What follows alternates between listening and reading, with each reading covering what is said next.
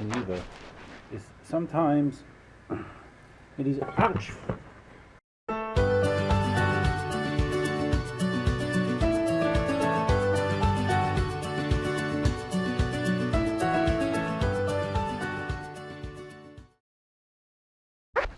How you doing? Duff here, and it's time for another Duff 3D video.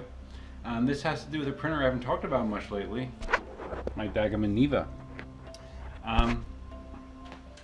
Last that I talked about the Neva, it was kind of my long-term outlook. For the money, I thought the printer was pretty cool. Outstanding, a few bugs, some weird things, but someone recently posted on my Neva review video actually that Dagima has released a firmware update for the printer, which does a couple things. One of the biggest of which is it allows you to actually print through the USB port, something that you were not able to do previously. The only way you could print is by using their branded version of Cura and using an SD card, which would always create a file on the SD card with the exact same file name. It was a little bit restrictive. So this is supposed to lift that restriction, and that's the big thing I got out of it, although there might be some other features as well that are unlocked with this. But what we're going to do is I downloaded the beta software from a URL. I'll list below the URL I got it from. It was given to me by the person that pointed this out to me. And I just downloaded it. I downloaded the 64-bit version for Windows. And basically there's no install for it. You just kind of expand the folder and then run the Dagima app. And when you do, this is what comes up here. And it instructs you to take the SD memory card out of the printer, switch the printer on, and grab the USB cable. Okay, so far I've taken the memory card out. I have the printer plugged in, but I have not turned it on. So let's do that. So we're going to turn it on. Oh, you actually click these check boxes evidently. Okay, so the printer is now turned on. Well, I hit the button, it flashed a few times and then just went dark again, and I believe that's normal behavior when you don't have an SD card in. So I'm going to click the grab the USB cable option, which I've done. Let's see, what kind of printer do you have? I have a Neva connected to my computer. Okay, so we're going to take my standard USB printer cable. For convenience sake, I'm just going to hook it to the front of my PC. And we're going to hook up to the USB port, which we've never used on the Neva. Okay. Just heard my PC recognize it was plugged in. Alright, the app has found my printer. Cool. So we're going to go to the next step. Okay, we're going to give it new abilities. That sounds exciting. Alright, we're going to update your computer. Estimated time 5 minutes. So let's say yes. Alright, so I'm going to sit here and wait and see what happens. Okay, it's weird. I just confirmed those same 3 checkboxes that I did before, and now it tells me to select a hex file. So I'm looking for the hex file in the download. I don't see it. Okay, I'm referring back to my my comment by Mr. Mandel that told me about the update. The changes he lists with the new firmware are the USB printing support, including using Octoprint, which he supposedly has tested that it works. New tap to change filament. It includes loading filament up to the printing head. All right, that's different. Usually before, when you double tapped, it would unload filament completely, but loading the filament in was a manual process where you had to hold down a spring and just push it all the way up to the head. It looks like now it actually will load the filament up to the printing head and extrude some filaments. That's interesting. And it has a new initial calibration routine, which is more precise. So now I'm going to look for the firmware. Okay, so I'm going to list this in the instructions, but right there is the website, dist.dagima.fr. And it looks like when I downloaded stuff, I downloaded these 2 things, but I did not download the firmware itself. So we're going to get the Neva, and do I want Neva or do I want Neva Mages, which is a new version? Bingo. Alright, so firmware hex. Luckily you don't really need to know French to do this. So let's go to Dagama, and we'll download that. Interesting web design. Just for the heck of it, I'm going to download the Magus stuff as well. I'm curious if it's a different size, if it's different looking. Okay, that's the source for Marlin. Alright, so when I look at the firmware here, one says it was for Magus, one says it was for just the Neva. File size is identical. So I guess I will try just the one that's labeled for the Neva, although there's no distinction there. Alright. Okay, I just went back and just double checked. The one that says it's for the Neva is the one that ends in ED0AA, so that's the hex file that we're going to load. Okay, so I'm back to the selection screen. I'm going to select a hex file. I'm going to select the one that ends in ED0AA. We're going to open it, and we're going to flash. And we're going to see what happens. Okay, that took far less than 5 minutes. I don't know that it even took a minute. It says it's up to date, and I just heard the printer do a brief initialization, and it appears to be done. Okay, so I just clicked OK, and I assume I'm done. So now I want to try this new version of Cura. And again, this is just a standalone application. No install. Oh, okay, this is our install, alright. So virus, blah blah blah. Just taking the defaults. I'm curious what changes happened here. Okay, so when you start the new Cura, it asks what printer you have. Do I have a Neva or a Neva Magus? Well, I have a Neva. It says if your serial number is less than 6,000. I just looked on the printer. I don't see anywhere that the serial number is identified, but I'm guessing I'm less than 6,000 since it is just a Neva, not a Magus. Alright, so we're done. Okay, yeah, this is definitely different. It actually has a base mode now, which it did not have before. Alright, so this is version 2.0. So let's see what my options are here. Printer. Alright, let's see. I'm curious if I can just try to dump something to it via USB. So here's the built-in Dagama coin. Oh wait, let me just look at the old version. Okay, the version that came with my printer was version 1.06. So there you go, that's old. Here's new. Alright, so we're going to prepare the print. What? Your computer is maybe running on battery power. Please check the computer's connected AC power. Your print knife will not finish. Okay. So it is talking to it. It sees the nozzle temperature. I'm not sure why it thinks I'm running on battery power. Let's say print. See what it does. I only have a little bit of filament right here because I cut it off to move it, so I'm curious how it's going to react. Alright, so it's interesting because before, the way that it would act is it would go through the calibration sequence. It would move the head to a bunch of different points on the build plate to calibrate it first, then it would park, then it would heat, and then it would start to print. In this situation, it's starting to heat already, so let's see what happens. This is interesting. It's the first time I've ever printed without having a SD card in the Neva.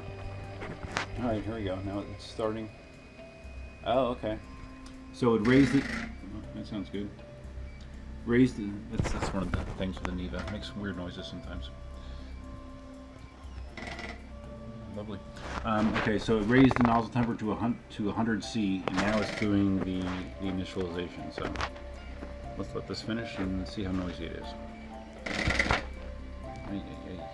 Okay, the initialization sequence feels a little different. First round through, it was making lots of noise. Now it's quieter, and it's doing a very slow calibration this time through. So I'll check it back when it's done.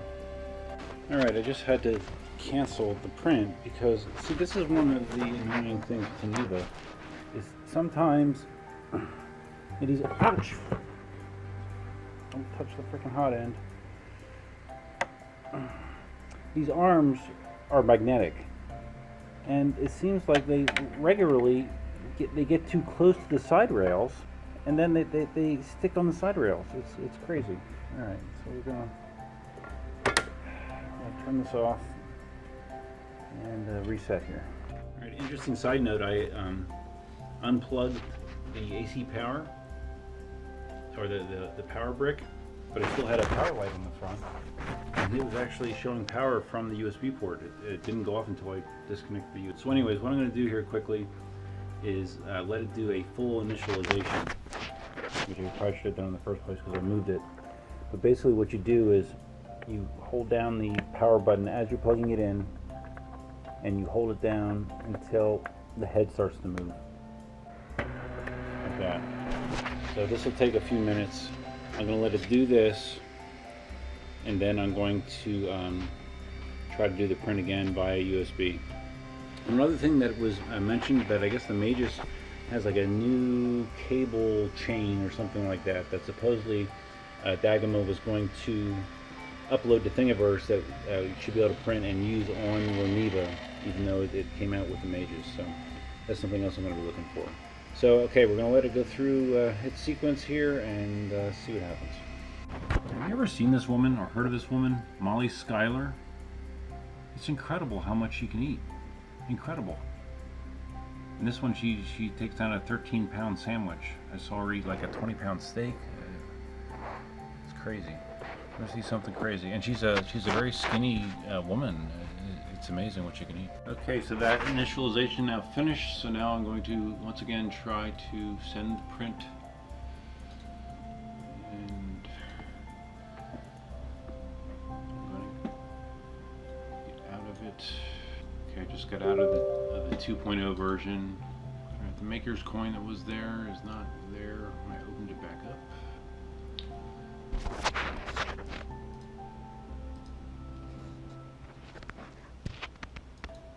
It's weird when I'm hitting prepare the print, instead of trying to go out to the printer directly, it's asking to save a file. Why can I not talk to it anymore? Okay, the reason I couldn't talk to it is although I went through the initialization sequence and I plugged the USB cord in, I didn't actually hit the power button on the front of the Neva, which technically turns it on. So after doing that, now it's back to monitoring the printer. So we're going to try to print again and hopefully get some better results. Okay, so I'll check back. Alright, that's good. At least in the beginning stages here, it's not grinding and carrying on like it was after doing the calibration. So hopefully this goes better this time. Okay, that time it completed the initialization without an issue. No grinding. Didn't take nearly as long. It's now parked in heating. The nozzle is heating.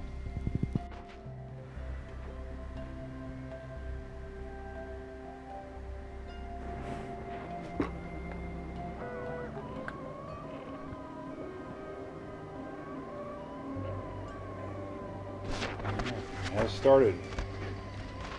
It's interesting. It says that it brought the default settings on this is 220 for temperature, which is actually warmer than I would normally run it. Normally 210.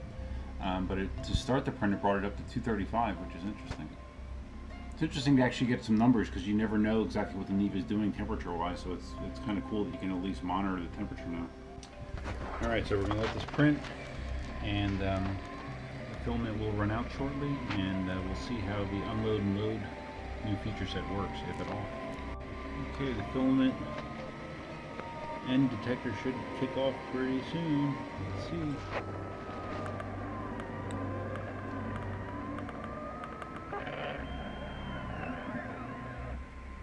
Okay, it did work.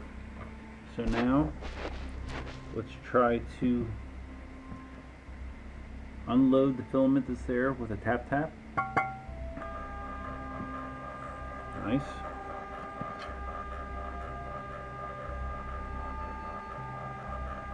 You can see how much filament is loaded in this thing.